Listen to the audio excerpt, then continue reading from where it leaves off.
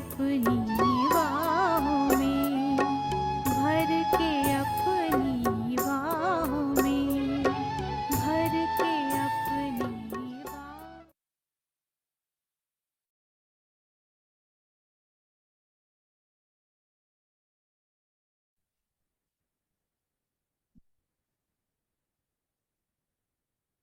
Hello Shanti and a very good morning to all of you. सभी भाई बहनों का आज के संडे टॉक में जीवन हो तो ऐसा परमात्म मदद के दिव्य अनुभव आप सभी का बहुत बहुत स्वागत है। और आज अपने जीवन के अनमोल अनुभव हमारे साथ शेयर करने के लिए बाबा की एक अनन्य रतन हमारे साथ जुड़े हैं, आदरणीय रानी दीदी। आप लोगों ने रानी दीदी की शायद क्लासेस भी सुनी हो, कुछ भाई बहन जानते भी हो, लेकिन कुछ अगर नए भाई बहन हमारे साथ जुड़े हैं तो आपको बता दें, थोड़ा छोटा सा परिचय दीदी का देना चाहेंगे। और हमारे साथ दीदी जुड़ गए हैं, लेकिन दीदी आपका वीडियो हमें दिखाई नहीं दे रहा है। तो जो आपकी टेक्निकल टीम है उससे थोड़ा रिक्वेस्ट रहेगा, जरा आप चेक कीजिए, दीदी का वीडियो हमको दिखाई नहीं दे रहा है। और तब तक मैं दीदी का संक्षिप्त में आप सभी के साथ परिचय आप सबको देना चाहूंगी। जैसे आप सभी ने सुना होगा, जब यज्ञ की स्थापना हुई थी, इस ईश्वरीय यज्ञ की स्थापना हुई थी, तो दीदी दादियां जो हमारी हैं वो सभी बहुत छोटी उम्र में आए थे हम बाबा के पास। लेकिन हम ये बताएं, आदरणीय रानी दीदी का भी ये सौभाग्य रहा है। आप बहुत ही छोटी उम्र में, यानी मात्र जब आपकी उम्र 6 वर्ष की थी, तब आप मम्मा बाबा के पास आए। आपका पहली बार आप दिल्ली कमला नगर के सेवा केंद्र पर आप आए थे। और 1953 में आपका आबू में जाना हुआ, वहां अपने मम्मा बाबा से खास आपको सौभाग्य रहा है, बहुत समय तक आपने पालना ली है।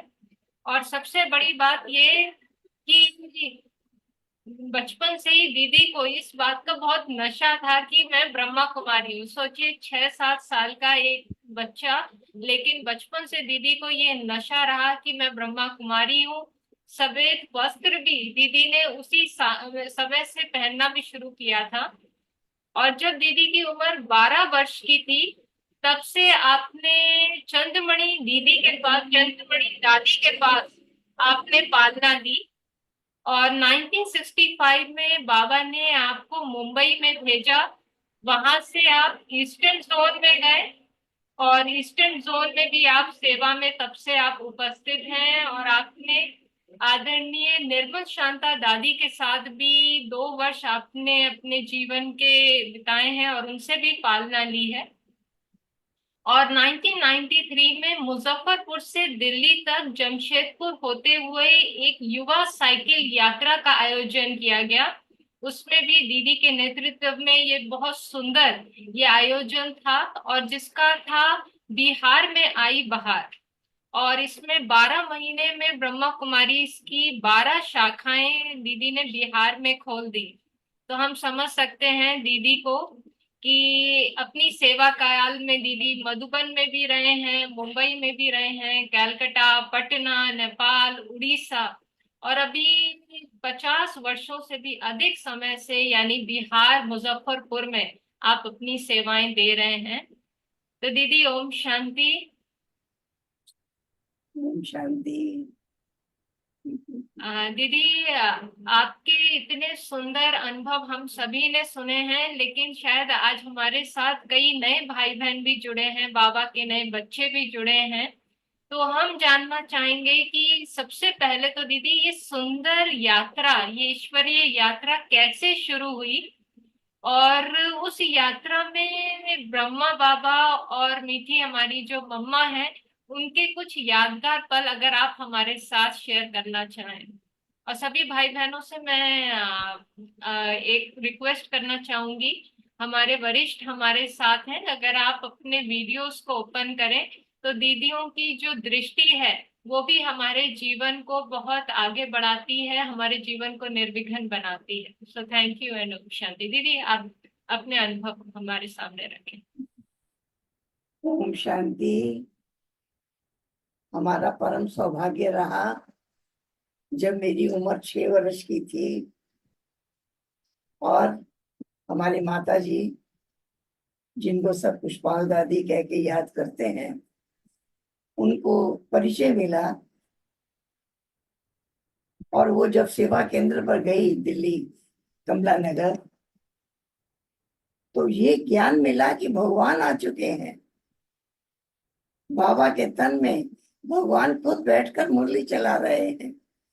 तब उनको लगा कि भगवान आए हैं, हम यहाँ क्यों बैठे हैं, हम चले उनसे मिलकर आए। तो उस समय वो माउंट आबू गई और मेरे को साथ लेकर गई। तब बाबा कोटा हाउस में थे और हम कोटा हाउस में बाबा मम्मा के साथ साथ रहे। मुझे याद आता है, लगभग 2.5 महीने तक हमारा वहां रहना हुआ। और सारा दिन जब बाबा रूम से निकलते, सारा दिन बाबा का हाथ पकड़ के बाबा भी मेरा हाथ पकड़ लेते और साथ साथ चलते। जितना चक्कर बाबा लगाते, बाबा के साथ साथ रहते। इस प्रकार से बहुत वरदान बाबा ने दिए। और मम्मा तब फ्रॉक पैजामा पहनती थी। मम्मा अपना फ्रॉक छोटा करा के मुझे पहनाया। और 2-3 फ्रॉक मम्मा ने अपना छोटा करा के मेरे साइज का मुझे पहनाया। और तब से मैंने सफेद वस्त्र पहनना शुरू कर दिया। उसके बाद मैंने कभी रंगीन कपड़ा नहीं पहना। इस प्रकार से मीठी मम्मा के मीठे वरदान, मीठे बाबा के मीठे वरदानों ने हर कार्य को सहज और सरल बनाया। एक बार की बात है, मम्मा का आना हुआ और दिल्ली में मम्मा के स्वागत में मैंने एक डांस किया। जब मैंने डांस किया तो हमारे स्कूल के प्रिंसिपल बैठे थे। उन्होंने देखा ही तो बहुत अच्छा डांस करती है। उन्होंने कहा कि कल स्कूल में प्रोग्राम है, वहां ये डांस करना।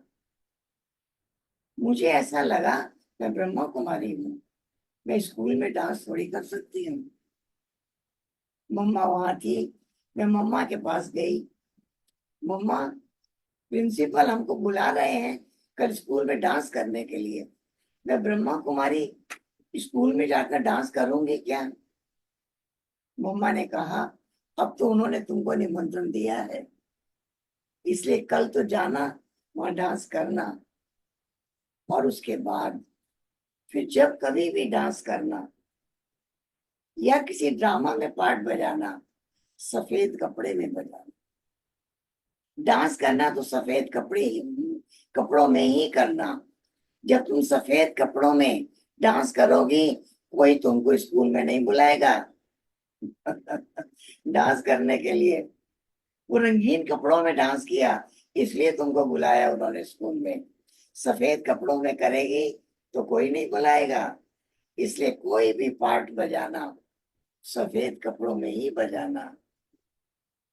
इस प्रकार से मीठी मम्मा के इस राय ने हमारे जीवन को ऐसा बना दिया कि जब भी कोई ड्रामा में पार्ट बजाए, जब कोई स्वागत में डांस करें, कोई कविता सुनाए, कोई गीत सुनाए, सफेद कपड़ों में ही सुनाए। इस प्रकार से मीठी मम्मा ने हमारा एक ऐसा सुंदर रास्ता खोल दिया।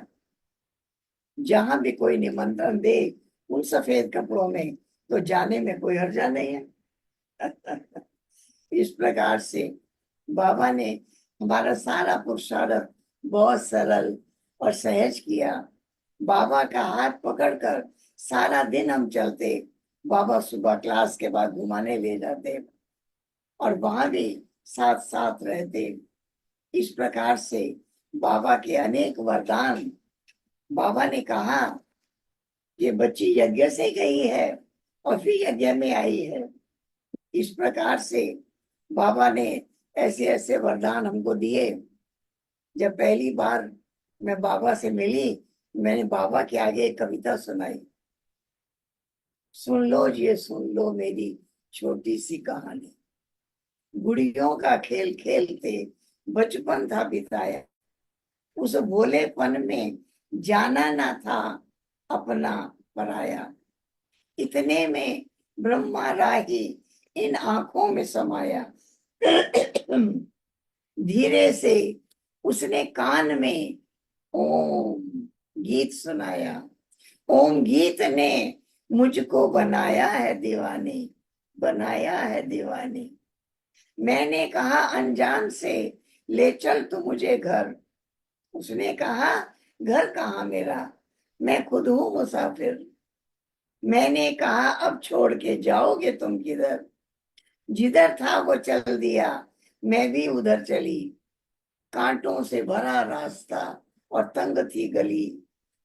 जब रास्ता तय हो चुका दुनिया नहीं मिली।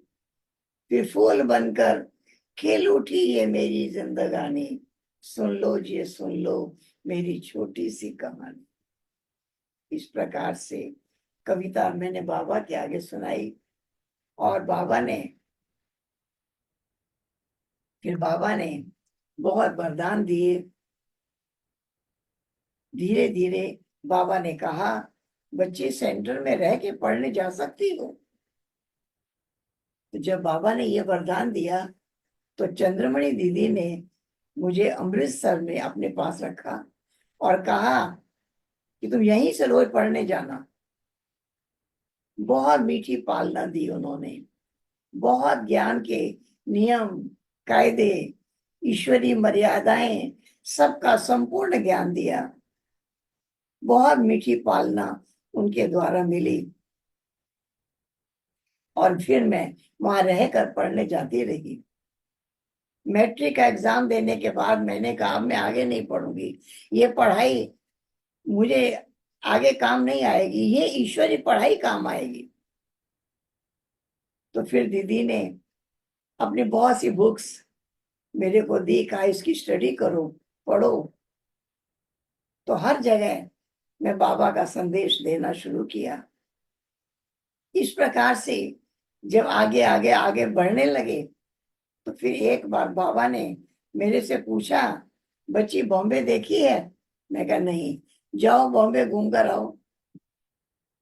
और बॉम्बे जाने से पहले बाबा की जब मुरली चलती थी, मैं बाबा के बिल्कुल सामने बैठती थी और मुरली की पॉइंट्स नोट करती थी। मुरली पूरी हुई और बाबा ने मुझे बुलाया। बुला के बाबा ने कहा आज जो मुरली चली है इसको भाषण की तरह लिखकर 10 बजे बाबा के कमरे में आना। उस टाइम मेरी उम्र कम थी।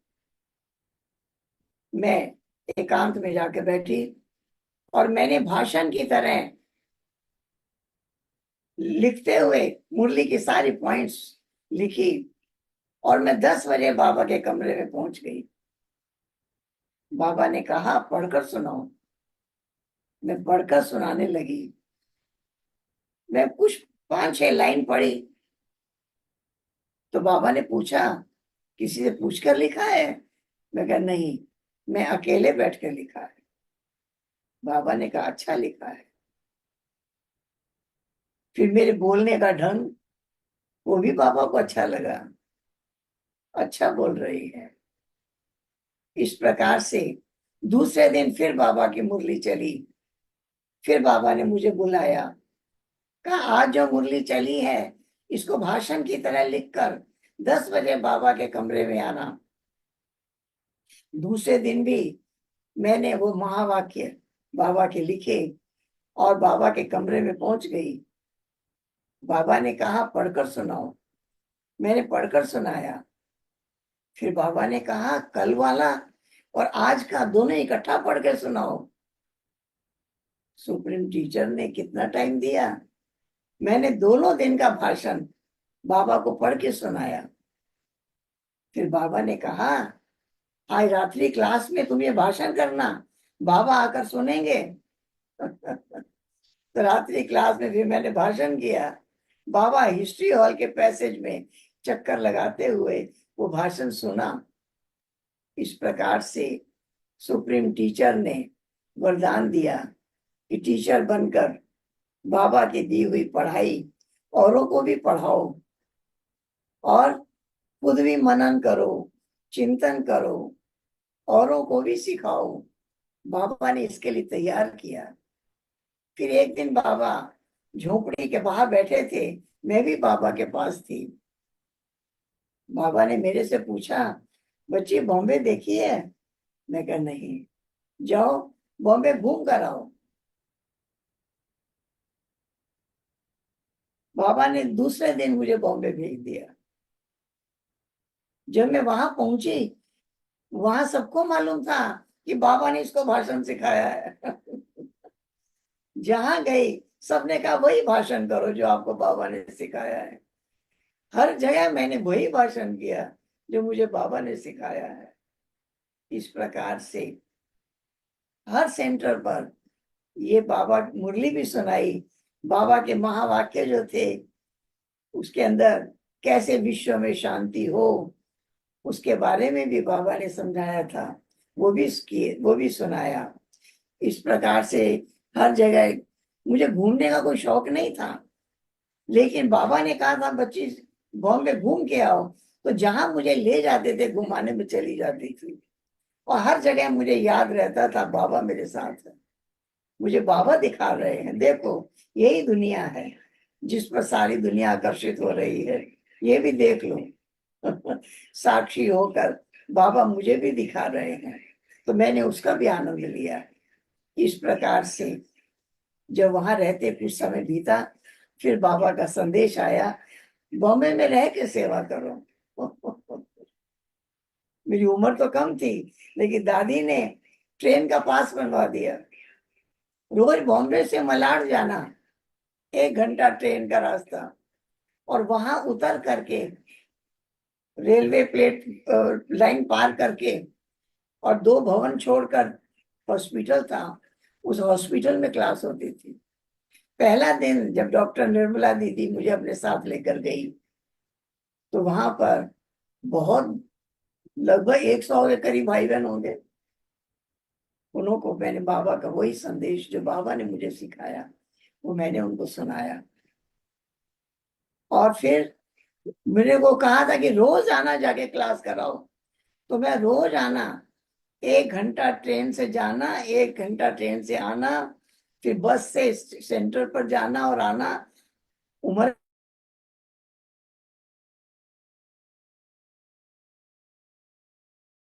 लेकिन मुझे हर समय यही दिखाई देता था, बाबा मेरे साथ चल रहे हैं। जब मैं ट्रेन में बैठी तो बाबा मेरे साथ बैठे हैं। मैं 1 घंटा बाबा से बातें करती रहती थी और बहुत मन आनंदित होता था। इस प्रकार से मैं वहां सेवा करती रही। बाबा का बॉम्बे में आना हुआ। मेरी कुछ तबीयत बॉम्बे में ठीक नहीं रही। डॉक्टर ने कहा यहाँ ठीक नहीं होगा, दमा हो गया। और डॉक्टर ने कहा यहाँ ठीक नहीं होगा, यहाँ से बाहर जाएंगे बिना दवा के ठीक हो जाएगा। ये बात बाबा को पता चली कि डॉक्टर कहते हैं यहाँ ठीक नहीं होगा। तो बाबा ने फिर मुझे कलकत्ता भेजा। तब मैं ईस्टर्न जोन में आई। वहां निर्मल शांता दीदी के साथ मुझे रहने का सौभाग्य मिला। बॉम्बे में बड़ी दादी प्रकाशमणि दादी के साथ मैं रही और मुझे बहुत आनंद आया, बहुत कुछ सीखने का मौका मिला। बहुत, कितना दिल की बड़ी, कितनी उदार हृदय वाली दादी, दादी के साथ रहने का मौका मिला। और वहां पर मेरे होते ही बाबा का आना हुआ। बाबा बॉम्बे में आए और बाबा ने ये देखा कि कैसे मैं रोज आना वहां जाती हूँ और सेवा करके आती हूँ। तो फिर जब बाबा को ये पता चला कि मेरी तबीयत यहाँ ठीक नहीं है और डॉक्टर कहते हैं यहाँ ठीक नहीं होगा, तो बाबा ने मुझे फिर बॉम्बे से कलकत्ता भेजा। ठीक है, कितने लोग आएंगे सेशन में? कितने लोग आएंगे दादी ने बताइए। तो इस प्रकार से मीठे बाबा ने सेवाओं में आगे बढ़ाया। फिर वहां पर मैं बॉम्बे में जगह जाकर रोजाना क्लास कराती रही। लेकिन जब बाबा ने देखा कि तबीयत इसकी ठीक नहीं है, तो बाबा ने फिर कलकत्ता भेजा। फिर कलकत्ता में दीदी के साथ रहने का मुझे मौका मिला। बहुत बहुत सुखद अनुभूतियां हुई। बाबा के साथ साथ रही, दीदी के साथ साथ रही। बाबा के अनेक अनुभव उन्होंने मुझे सुनाए, जिससे मेरा मन बहुत बहुत आनंदित होता था। लगता था जैसे बाबा के ही साथ हूं मैं, बाबा के ही साथ हूं मैं। इतना मेरे को नशा चढ़ता रहा। फिर मेरे को बिहार में सेवा पर दीदी ने भेजा, और यहाँ पर सेवा करते भी कुछ समय हो गया, और लगभग 50 वर्ष से ज्यादा हो गया इधर बिहार में सेवा करते। एक भाई विदेश से आया था बिहार का ही रहने वाला। साइंटिस्ट। उसने मेरे से पूछा, बिहार का नक्शा देखा है? तब मैंने नहीं देखा था।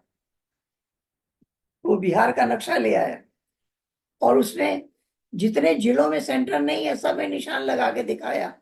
देखो, इतने जिलों में सेवा केंद्र नहीं है, कौन खोलेगा? मैंने कहा हम खोलेंगे। कितने दिनों में खोलेंगे? ये कैसे करें? उसने शुरुआत किया। एक जिले में उसने एक मकान किराए पर लिया, वो सेंटर बहनों के रहने के लिए। उसके नजदीक प्रदर्शनी के लिए जगह लिया। उसके नजदीक एक और जगह लिया जहां भाई बहन आएंगे प्रदर्शनी में सेवा करने के लिए। और उसने कहा, 1 साल तक इस मकान का किराया मैं दूंगा। एक माता जी ने कहा, भोग के बर्तन मैं लाऊंगी।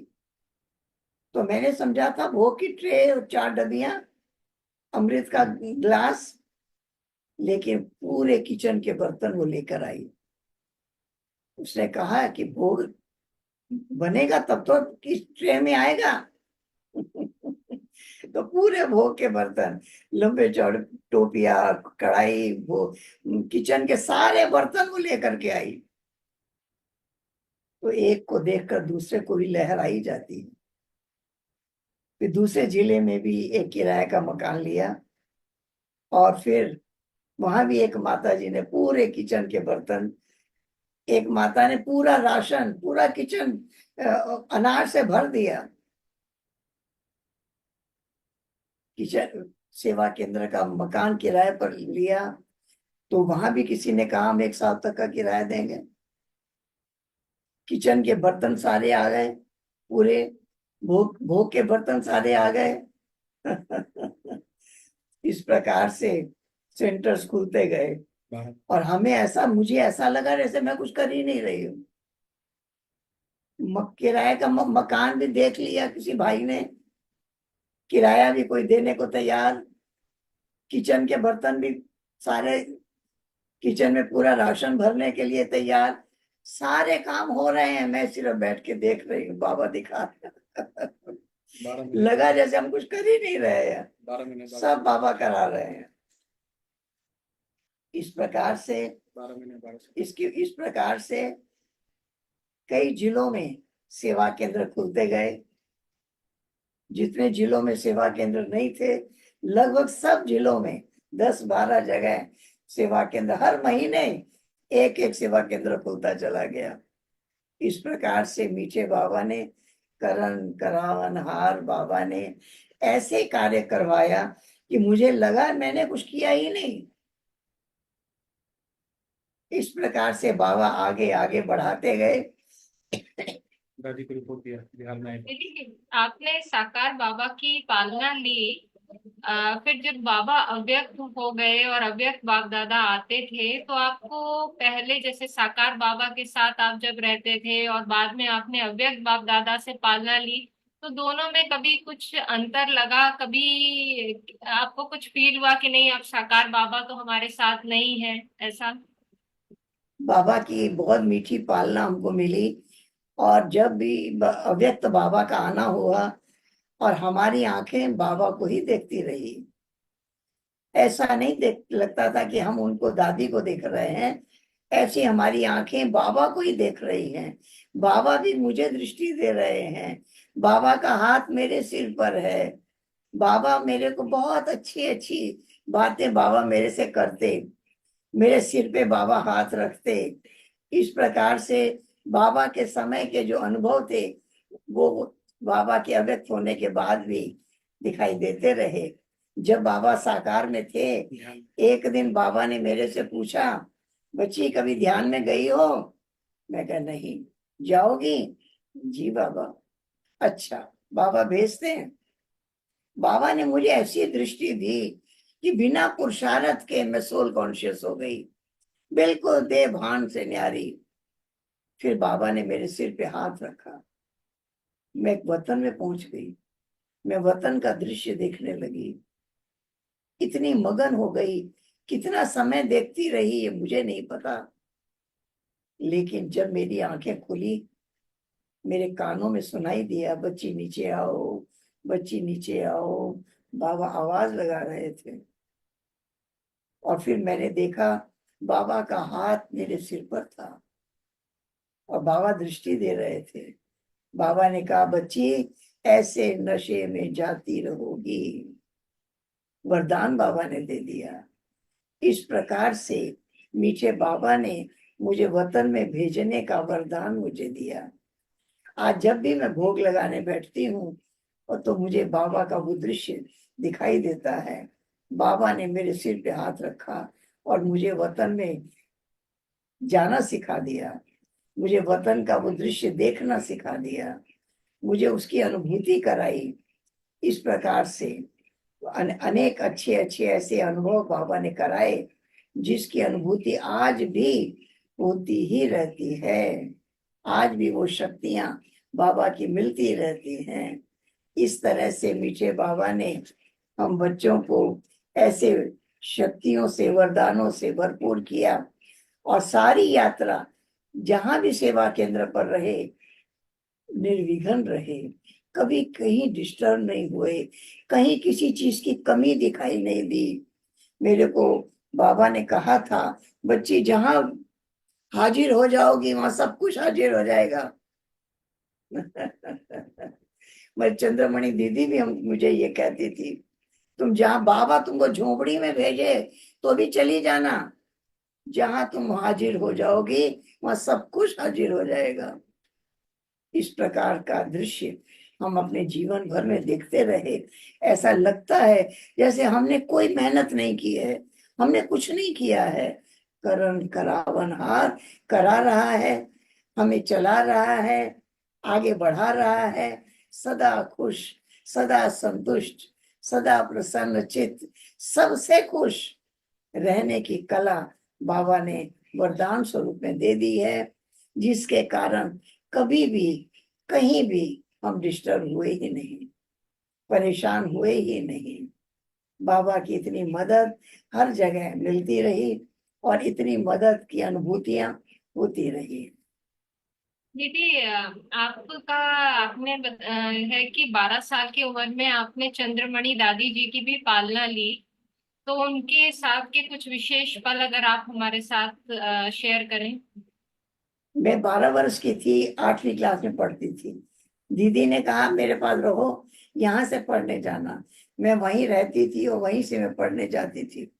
जो हमारे स्कूल के प्रिंसिपल थे वो रोज क्लास करते थे। वो सबके बीच एक दिन उन्होंने सब लड़कियों के बीच मुझे खेलते देखा। उन्होंने दीदी को आके कहा, ये ब्रह्मा कुमारी है, उन लड़कियों के साथ क्यों खेलती है? तो मैंने उनकी लड़कियों से खेलना छोड़ दिया। फिर दीदी ने कहा कि छोटी थी, मैं फ्रॉक पहनती थी, कहा कि नहीं ब्रह्मा कुमारी है, इसको सलवार कमीज पहनाइए। वो तो छोटी उम्र में उन्होंने, दीदी ने मुझे सलवार कमीज पहनाया। मैंने वो भी सहर्ष पहनना शुरू कर दिया। इस प्रकार से मैंने देखा कि मैं चाहे स्कूल में पढ़ती हूँ, वहां भी बाबा ने किसी को खड़ा रखा है मुझे गाइड करने के लिए। और चंद्रमणि दीदी भी मुझे बहुत बहुत अच्छा गाइड करती थी और हर तरफ, हर तरह से मुझे आगे आगे बढ़ाने के लिए उनकी प्रेरणाएं मिलती रही। और सब तरह के काम दीदी कहती थी सीख लो। तुम कहीं जाओगी, भोग कैसे बनाओगी?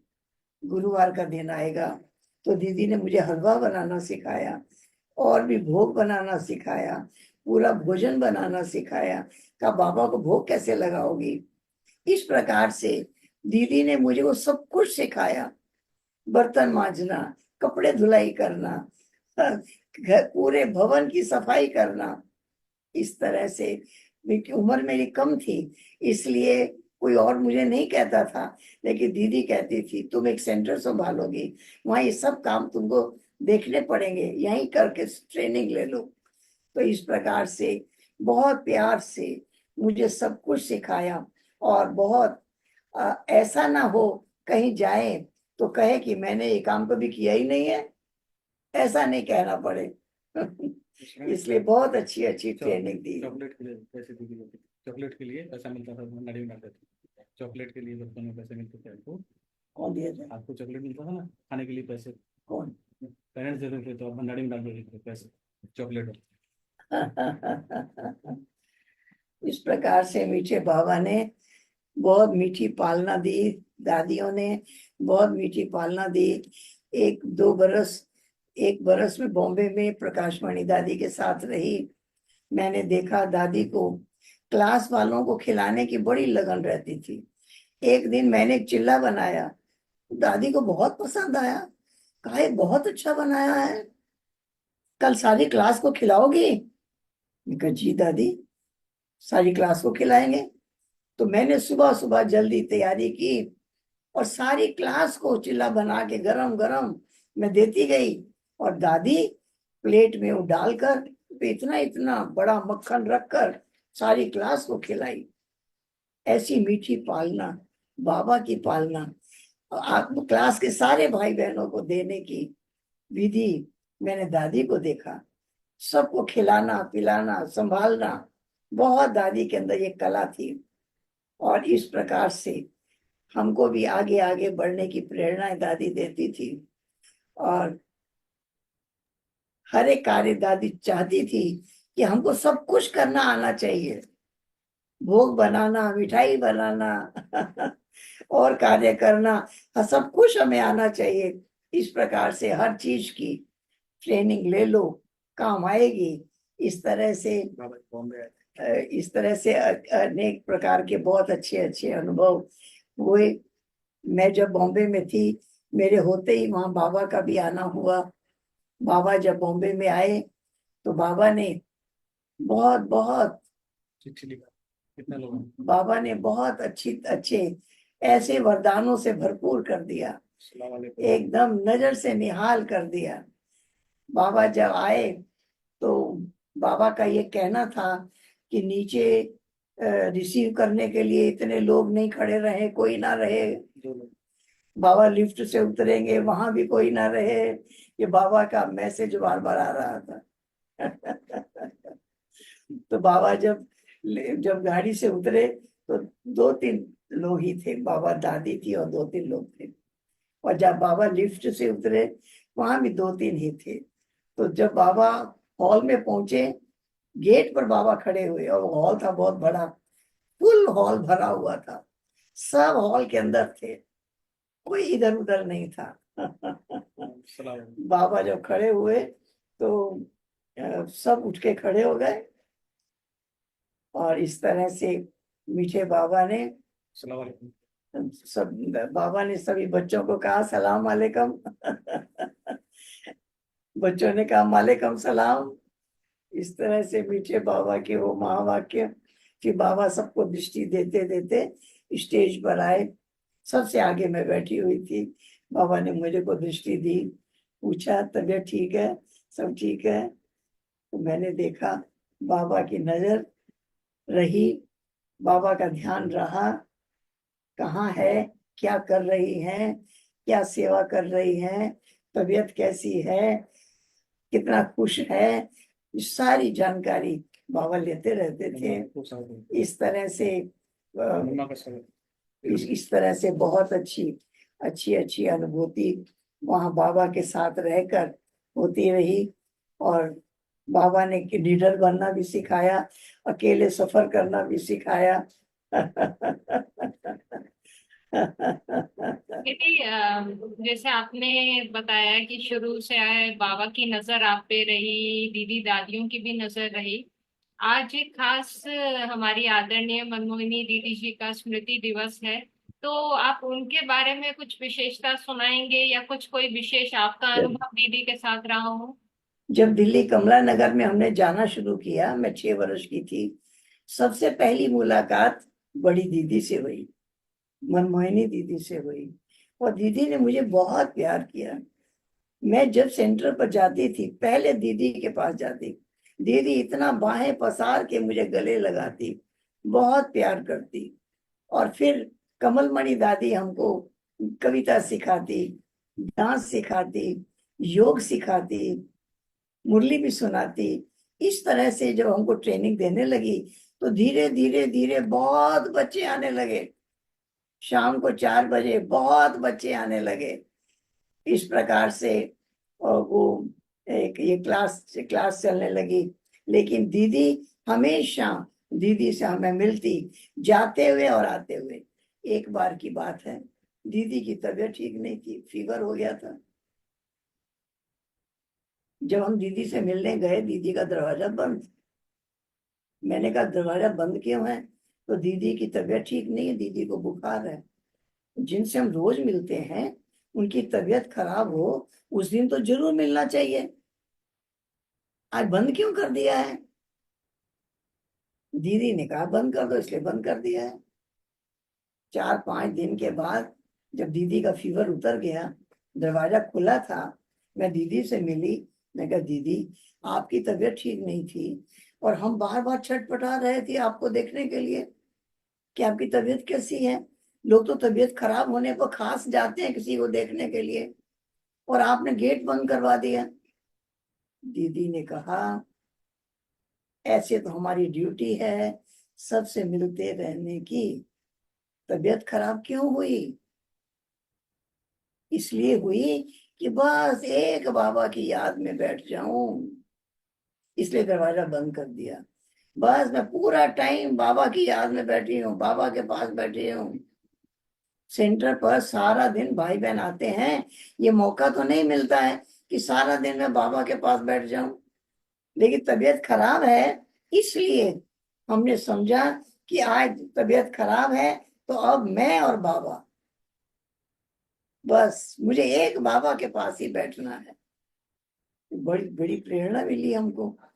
लोग तो चाहते हैं, बीमार है तो लोग देखने आए, पूछने आए। और दीदी ने कहा कि बीमार है इसलिए एक बाबा के ही पास बैठना है और किसी के पास नहीं बैठना है। बड़ी अच्छी प्रेरणा दीदी ने दी। इस प्रकार से हमने देखा कि दीदी बहुत वरदानों से भरपूर किया। उसके बाद जैसे जैसे हम बड़े होते गए, हम कहीं भी रहे तो दीदी की नजर हम पर रही। कहाँ है, क्या कर रही है, कैसे है। जहां भी रहे वहां दीदी का कोई फोन आता, कभी पत्र आता दीदी का। इस प्रकार से जब मैं बॉम्बे में थी तो बाबा के बहुत पत्र आते थे। पेज छोटा होता था, इसलिए कई पेज, 8-8 10-10 पेज के पत्र बाबा के होते। दादी ने मुझे कहा कि आपको कौन पढ़ करके सुनाएगा, सिंधी पढ़ के कौन सुनाएगा, इसलिए सिंधी सीख लो। बस दादी ने कहा और मैंने 2 दिन के अंदर सिंधी सीख लिया। सिंधी लिखना भी, सिंधी पढ़ना भी, सब मैंने सीख लिया। मैं खुद भी सिंधी लिखने लग गई। तब जब बाबा के बड़े पत्र आते तो कोई ना कोई को जब सुनाना होता तो दादी वो पत्र मेरे को दे देती, कहती थी तुम पढ़ के सुनाओ। कोई भी आता कहती बाबा के पत्र तुम पढ़ के सुनाओ। ये मुझे सौभाग्य मिला क्योंकि मैंने सिंधी लिखना पढ़ना सब सीखा। फिर मैं जब दीदी को पत्र लिखती थी तो सिंधी में पत्र लिखती थी, मैं बाबा को पत्र लिखती थी तो सिंधी में पत्र लिखती थी। तो मुझे भी बड़ा आनंद आता था कि बाबा खुद उस पत्र को पढ़ेंगे। इस प्रकार से वो भी बहुत आनंद की बात है कि इस तरह से सदा सदा जहां रहे निर्विघ्न रहे, हर्षित रहे, और जो भी ट्रेनिंग जहां से भी मिली सीखते गए, दिल्ली में मम्मा से मिले। बाबा सिखाते गए।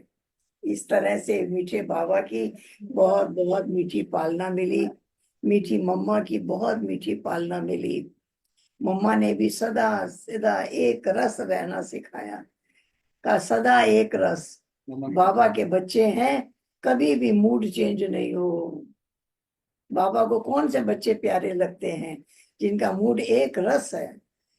ऊंची नीची बात बोलने वाले बोलेंगे, लेकिन आप सदा हर्षित मुख रहो, हर्षित चित्त रहो, सदा एक रस रहो, एक की लगन में मगन ऐसे रहो। ऐसी मम्मा की प्रेरणा मिली कि एक रस रहो, एक ही लगन में मगन रहो। इस प्रकार से जो प्रेरणाएं मिली, आज दिन तक कदम कदम पर बाबा दिखाई देते हैं, मम्मा दिखाई देती है, मनमोहिनी दीदी दिखाई देती है, बड़ी दादी कुमारिका दादी दिखाई देती है। आज बाद उन्होंने ये सिखाया, उन्होंने ये सिखाया, उन्होंने ये सिखाया, वो सब चीजें भी याद आती हैं और वो भी याद आती हैं। इस प्रकार से पूना में जाएंगे। मैं जब पूना में पहली बार गई तो जानकी दादी वहां थी। तो जानकी दादी ने कहा कि बाबा ने आपको जो भाषण सिखाया है वो भाषण आज आपको करना है सभा में, मेन भाषण आपको ही करना है। तो मुझे याद आता है वहाँ बड़े हॉल में प्रोग्राम था, तो जानकी दादी ने मेरे को भाषण करने के लिए कहा और मैंने उनके सामने भाषण किया। इस प्रकार से बाबा ने हर जगह चांस भी दिया, सिखाया भी, सेवा की स्टेज पर लाया भी, और आज दिन तक बाबा सुप्रीम बाबा गाइड कर रहे हैं। हमें लगता है जैसे हम कुछ कर ही नहीं रहे हैं, सब बाबा कर रहे हैं, करवा रहे हैं। मम्मा को कविता सुनाई। दीदी आपने अपने अनुभव में बताया कि बाबा ने सिखाया कि हमेशा सदा एक रस स्थिति रहनी चाहिए, हम हलचल में नहीं आने चाहिए, और हमेशा बाबा भी कहता है कि हमेशा हमारे चेहरे पे मुस्कुराहट रहनी चाहिए। और साथ में आपने दीदी के भी अनुभव सुनाए कि उनको शरीर के पेपर आए। तो दीदी आज के समय में हम सभी जानते हैं कि पांच तत्व तमो प्रधान हैं, और आत्माओं को शरीर के पेपर तो सभी के पास आते हैं। लेकिन यूजुअली क्या होता है कि ब्राह्मण आत्माओं के पास जब शरीर के पेपर आता है तो सबसे ज्यादा हलचल या चेहरे की मुस्कुराहट उस समय खत्म हो जाती है। तो दीदी आपसे पूछना चाहेंगे कि आपने भी ऐसे कई पेपर्स को पास किया है, उस समय आपका बाबा से किस तरीके का संबंध रहता है, या क्या आपको बाबा से विशेष मदद मिलती है, या किस तरीके से हमें इन पेपर्स को पास करना हमारे लिए सहज हो सकता है? मैं जब बॉम्बे में रही, मुझे वहां दमा हो गया। मैं सारी सारी रात बैठी रहती थी, मेरा इतना सांस चढ़ता, दवाई खाते। मैं बहुत दुबली पतली थी। वो दवा खाने से एक डॉक्टर ने कहा कि दवा जो आप खा रहे हैं इससे आप मोटी हो जाएगी, लेकिन दमा आपका ठीक तब होगा जब आप दूसरी जगह जाएगी, यहाँ ठीक नहीं होगा। लेकिन मैं हर रोज वो क्लास कराने जहाँ जाती थी, मैं हर रोज वहां जाती रही। रात भर में बैठती थी, मेरे को दमा होता था, लेकिन सुबह से दिनचर्या में जहां मुझे क्लास कराने जाना है, मैं दवाई खाती और चली जाती, दवाई खाती और चली जाती। इस प्रकार से बाबा की बड़ी बहुत बहुत मीठी मदद हमको मिली, और हम अपनी तबीयत के कारण कहीं अटके नहीं। फिर जब बाबा को पता चला तो बाबा ने मुझे कलकत्ता भेजा। कलकत्ता आने के बाद मेरा दमा वगैरह सब ठीक हो गया। बिहार में आने के बाद बिल्कुल ठीक हो गया। इस प्रकार से क्लाइमेट का असर भी शरीरों के ऊपर होता है, और उसके द्वारा भी कैसे तबीयत हमारी फ्रेश रह सकती है। तो ऐसे मीठे बाबा ने कहा, और हमको कभी भी मन में उदासी नहीं आई कि हमारे को ये क्या हो रहा है, क्यों हो रहा है, ये उदासी नहीं आई। सब लगा ठीक हो जाएगा, ठीक हो जाएगा, ठीक हो जाएगा। जानकी दादी ने सिखाया, हमेशा बाबा को कहो, बाबा आपने ठीक कर दिया, आपका बहुत बहुत शुक्रिया। आप बाबा आपने ठीक कर दिया, आपका बहुत बहुत शुक्रिया। बस हमेशा कोई भी बात हो बाबा को यही कहना, और ऐसा ही अभ्यास हो गया। अब बाबा का शुक्रिया करने का ही अभ्यास हो गया। कोई शिकायत कभी करने की बात ही नहीं है, खाली शुक्रिया ही शुक्रिया करते और सदा आनंद में रहे और आनंदित है। दीदी जैसे आपने कहा आनंदित आप रहते हैं उस स्थिति में, और बाबा से कई विशेष आपको वरदान भी मिले हैं। लेकिन जब आप योग अभ्यास करते हैं तो आप साकार बाबा को ज्यादा याद करते हैं, या आप परम धाम में जाके उस बीज रूप स्थिति में ज्यादा अभ्यास करते हैं? हम जब बाबा को याद करते हैं, परम धाम में भी जाते हैं तो बिंदु रूप को देखते हैं। जब सूक्ष्म वतन में आते हैं तो बाबा और बाप दादा दोनों इकट्ठे हैं, दोनों को इकट्ठा देखते हैं। बाबा में शिव बाबा है, शिव बाबा और बाबा दोनों ही तो हमारे बाबा हैं। इसलिए हम दोनों को इतनी ऊंची नजर से देखते हैं, बराबर हैं, दोनों साथ साथ हैं, कभी भी एक दूसरे से अलग नहीं है। ऐसा नहीं है कि शिव बाबा आए, मुरली चलाए और चले गए, ऐसा नहीं होता है। भले बाबा कभी कभी अपने आप को छिपाने के लिए कह भी देते थे, हमने देखा हर टाइम बाबा में बाबा बैठा है, बाप दादा हमेशा इकट्ठे हैं। ऐसी बहुत सुखद अनुभूतियां हमने बाबा के पास जाकर के की है, बहुत सुखद अनुभूतियां होती रही हैं। मम्मा जब आई थी हमारे पास तो मैंने मम्मा को के सामने एक कविता सुनाई थी, वो मैं कविता सुना रही हूँ। मम्मा, दिल में हमने ठान लिया है, सतयुग हम ही बना देंगे। नन्हे मुन्ने बच्चे मिलकर कलयुग को पलटा देंगे। मम्मा, लाल तेरे हम सारे हैं और मरने को तैयार खड़े। विकारों से जंग हमारी, लड़ने को तैयार खड़े। सेना हम, सेनानी आप हो, घबराने का काम नहीं। हम हैं बच्चे छोटे छोटे, लोक लाज का नाम नहीं। थक जाएं भल गोप गोपियां, ग्वाले वीर सियाने हैं। जिसने आना आए सामने, सीने हमने ताने हैं। कल्प कल्प का पाठ पुराना, फिर से वही बजाना है। कल्प पूर्व की नई दुनिया को फिर से हमने लाना है। एक एक गुण धारण करके मम्मा के गले में आएंगे। 108 की माला हमारी, विजयी वत्स कहलाएंगे। देश विदेश में चल निकलेंगे, झंडा यही फहरा देंगे। मान ना मान ये मर्जी उनकी, हम पैगाम सुना देंगे। बहुत इस सुंदर तरह। दीदी, बहुत सुंदर। तो दीदी ये कविता आपने कब सुनाई थी? हाँ, ये कविता आपने कब सुनाई थी दीदी? मैं जब बहुत छोटी थी तब सुनाई, और फिर मैं कई जगह जब जाती हूँ तो हर जगह मम्मा की कविता सुना देती हूँ। इसलिए याद रहती है, मम्मा की कविता हर जगह मैं सुना देती हूँ। इस तरह से मीठे बाबा और मीठे मम्मा की याद ऐसे रहती है जैसे मैं अभी भी उनके साथ साथ ही हूँ, उनके साथ साथ ही रहती हूँ। ऐसी अनुभूति होती रहती है। दीदी एक प्रश्न आया है। प्रश्न है, जैसे आज की मुरली में बाबा ने जमा के खाते की बात की कि बच्चों का जमा का खाता देखा, और उसमें बाबा ने ये भी कहा कि कुछ हमको विधियां भी बताई कि हमें क्या करना है। लेकिन एक प्रश्न आया है कि बाबा ने आज दुआओं का खाता पूछा कि बच्चे कैसे मतलब अपनी जब चेकिंग करें तो देखें कि दुआओं का खाता कितना जमा किया है। तो प्रश्न ये आया है कि दुआओं को खाता हम कैसे जमा कर सकते हैं, कुछ अगर आप विधि बताएं तो।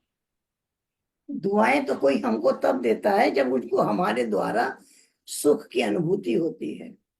बाबा ने हमें सुखी रहना सिखाया और हमें कहा औरों को भी सुखी रहना सिखाओ। तो जब औरों को भी हर परिस्थिति में मान अपमान, निंदा स्तुति, हानि लाभ, जय पराजय, कैसी भी परिस्थिति आए, ऐसा लगे जैसे कोई ड्रामा चल रहा है, हम स्टेज पर कोई ड्रामा कर रहे हैं, हम एक ड्रामा देख रहे हैं। इस प्रकार से अगर हम खड़े रहते हैं, सदा एक रस, सदा प्रसन्न चित्त, मन में कोई प्रश्नों की लड़ी ना लग जाए, हमारी प्रसन्नता कभी मिटे ही नहीं। प्रसन्न चित्त भी है, संतुष्ट भी है। और बाबा ने कहा, बच्चों को बाबा ने नजर से निहाल कर दिया है, माला माल कर दिया है। बाबा ने अपने दिल तख्त पर बिठाया है, अपने नूरे रतन कहा है। कितनी महिमा बाबा ने बच्चों की है, जो सब याद करते हैं। बहुत मन आनंदित होता है, सुख की अनुभूति होती है, शक्तियों की अनुभूति होती है। और इस प्रकार से हम सदा अपने जीवन को एक रस आनंदमय रख सकते हैं। दीदी एक और प्रश्न आया है कि जैसे जमा के खाते में भी बाबा ने आज कहा था कि निमित और निर्माणता की भी बाबा ने बात कही कि हम कई बार मैपन आ जाता है सेवा के उसमें। और एक दूसरी भी चीज है जहाँ बाबा संतुष्टता की भी बात किया।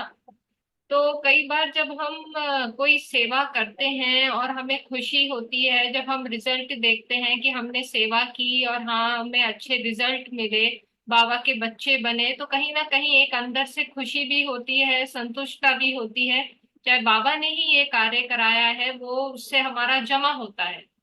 लेकिन प्रश्न ये है कि कई बार जब हम मनसा सेवा करते हैं तो मनसा सेवा करने में हमें ये नहीं पता चलता कि कितनी आत्माओं तक हमारी वो वाइब्रेशंस, हमारी वो श्रेष्ठ वाइब्रेशंस पहुंची और उसका कितना प्रभाव पड़ा।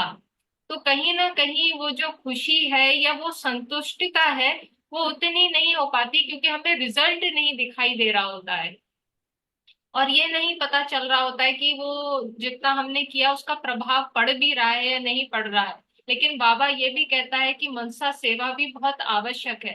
तो इस बारे में दीदी आप क्या कहना चाहेंगे? उस समय हम मनसा सेवा में कैसे वो उस तरीके की संतुष्टता और खुशी लाए?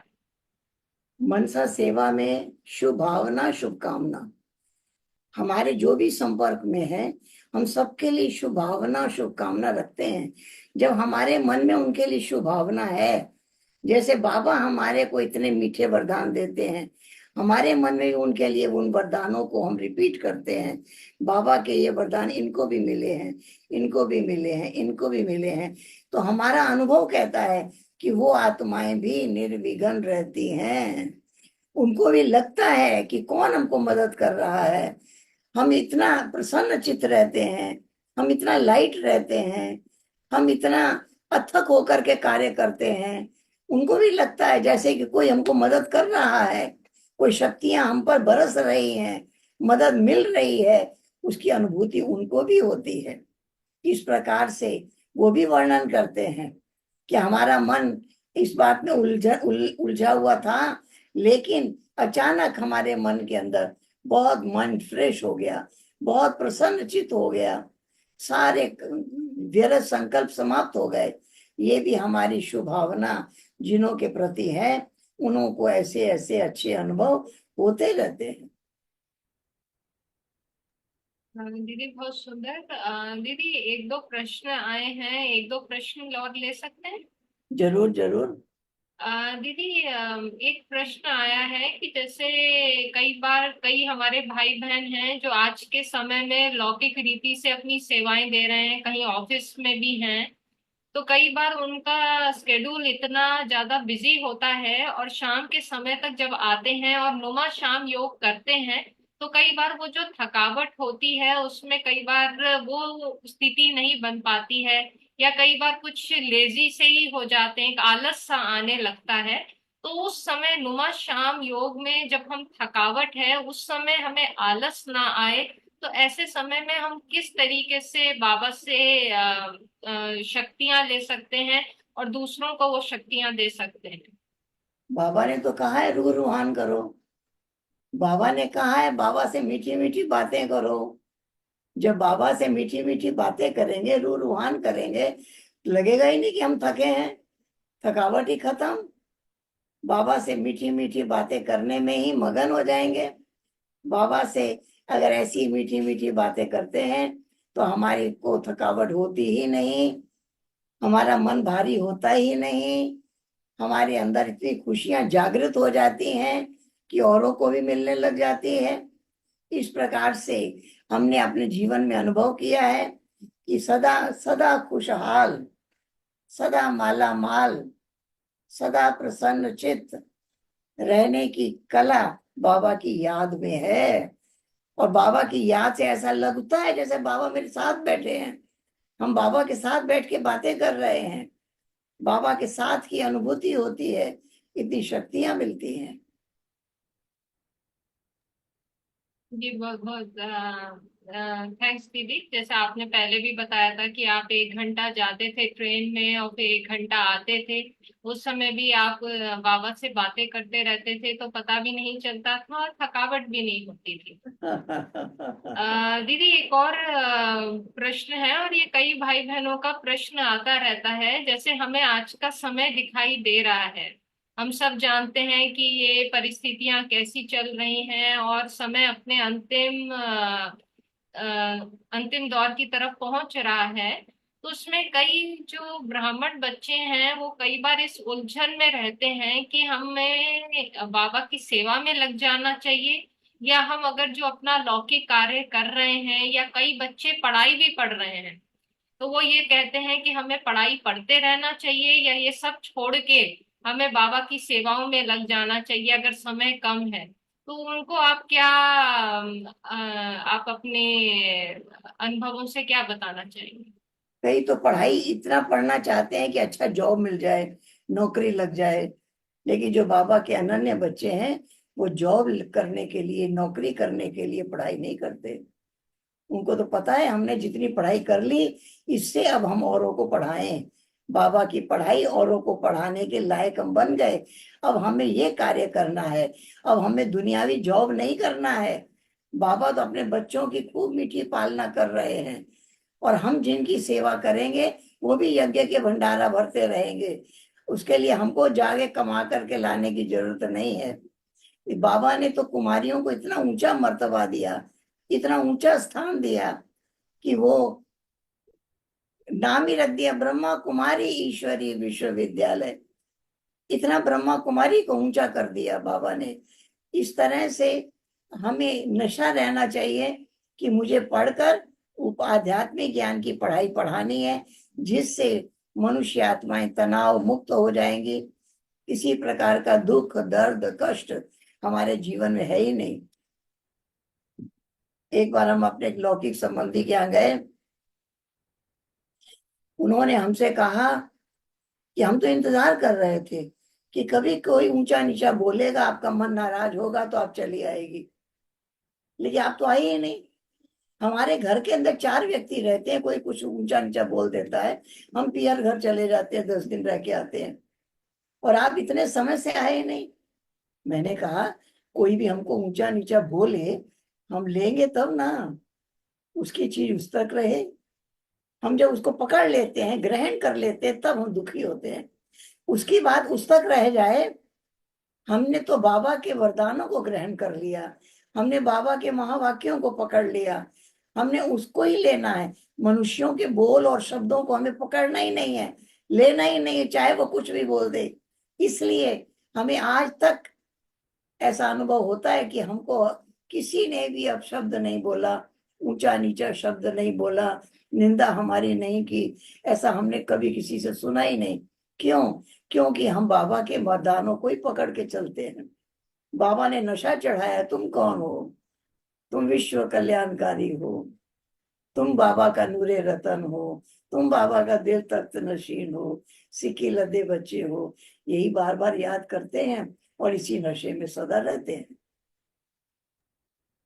बहुत सुंदर दीदी है। जो बाबा कहता है कि सदा इसी नशे में रहो कि बाबा से क्या मिला और कौन सी दुनिया में हम जा रहे हैं। और इतनी सुंदर बात, किसी की बातों को नहीं पकड़ना है, लेकिन जो बाबा ने हमको वरदान दिए हैं हमको उन्हीं को पकड़ के रखना है, और उनको अगर पकड़े रहेंगे तो दूसरों की, मनुष्य आत्माओं की बातों को कभी पकड़ ही नहीं सकते हैं। हाँ, दीदी बस लास्ट में आपसे ये पूछेंगे कि आज के समय में आप जो भी ब्राह्मण आत्माएं इस सेशन को सुन रही हैं उनको आप क्या प्रेरणाएं, क्या अपने आप आशीर्वचन देना चाहेंगे? सबके लिए एक ही बात कहेंगे, एक बाबा दूसरा नहीं कोई, बस एक की लगन में मगन, एक बाबा का बन के रहना है, एक की ही पढ़ाई औरों को पढ़ानी है, एक बाबा के ही गुण गाना है, औरों को बाबा के गुण ही सुनाने हैं। तो जब एक बाबा की महिमा करते रहेंगे हम महान बन जाएंगे। बाबा ने की महिमा करने से हमारे में महानता आएगी। बाबा ने कहा है महिमा से महानता, महिमा बाबा की करें। हम ये नहीं चाहें कि हमारी महिमा हो, नहीं, हमारी महिमा हो ये चाहने से हम महान नहीं बन जाएंगे।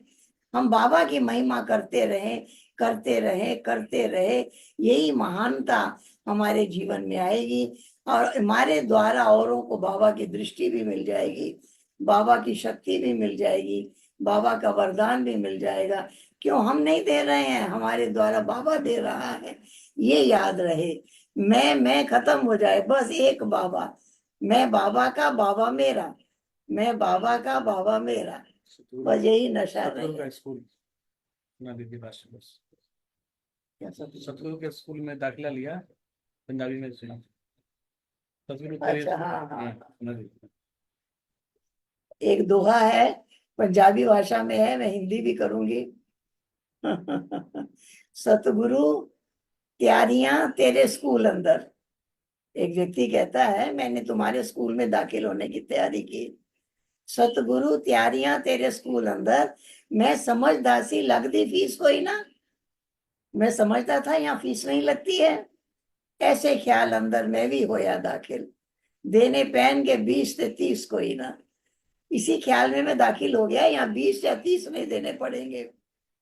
जद बैठिया जमायत दे विच में, जब मैं क्लास में बैठने गया, जद बैठिया जमायत दे विच में, पढ़न वालियां दे धड़ते सीस कोई ना। मैंने देखा पढ़ने वालों के शरीर पर सिर नहीं था।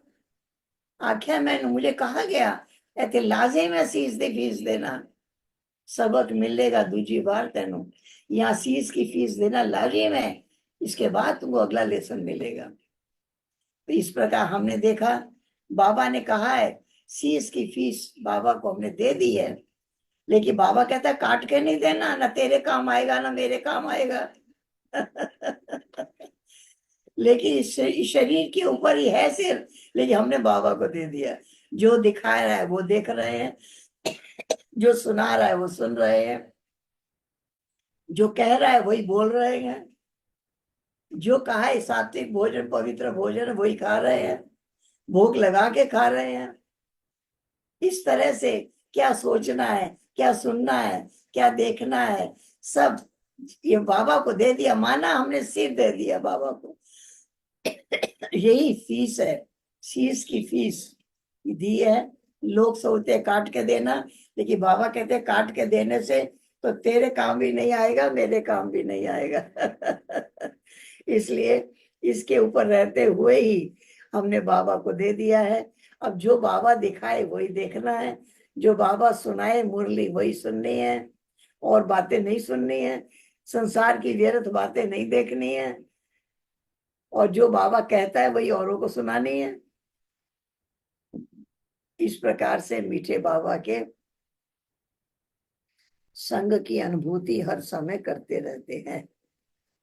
बहुत बहुत सुंदर दीदी, आपका दिल से बहुत बहुत शुक्रिया। और ये जो लास्ट में दीदी ने सुनाया, अगर हम याद रखें, हम सोचते हैं हमें बाबा को कुछ नहीं देना है, लेकिन बाबा भी हमसे फीस मांगता है। वो फीस क्या है? हमारा देह अभिमान।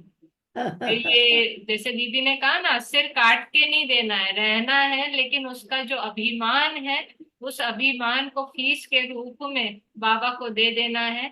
बस सब कुछ बाबा करा रहा है, बस मैं बाबा का और बाबा मेरा। सो थैंक यू दीदी, दिल से ओम बहुत शांति। बहुत शुक्रिया। सभी भाई बहनों से पुनः रिक्वेस्ट है, अपने वीडियोस को ऑन करके एक हाथ की ताली से हम सभी दीदी का दिल से बहुत बहुत शुक्रिया करेंगे। आज ओम सभी जानते हैं शांति, ओम मनमोहिनी दीदी शांति, का स्मृति दिवस था, संडे था।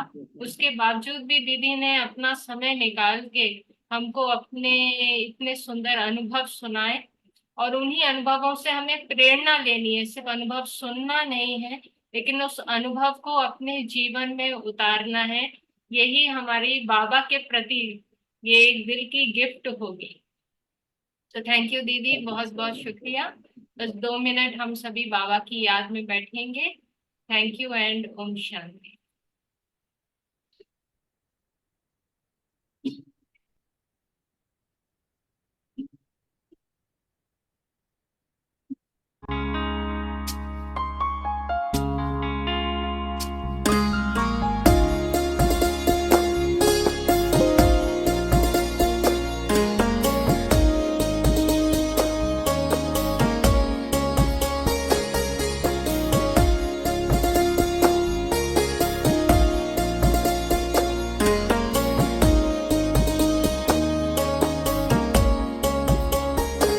एक तुम ही मेरे संसार हो, एक तुम ही मेरे संसार हो। सारी सृष्टि के पालनहार हो, सारी सृष्टि के पालनहार हो। हम सबके तारनहार हो, एक तुम ही मेरे संसार हो। हाँ, तुम ही मेरे संसार हो।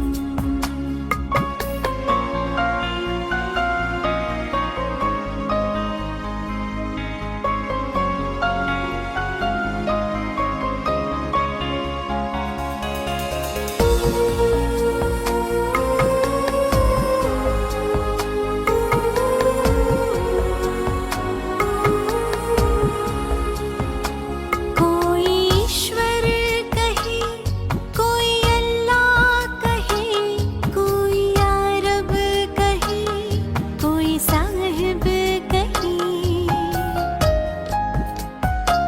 कोई मौला कहे, कोई दाता कहे, कोई भगवन तो कोई विधाता कहे। जो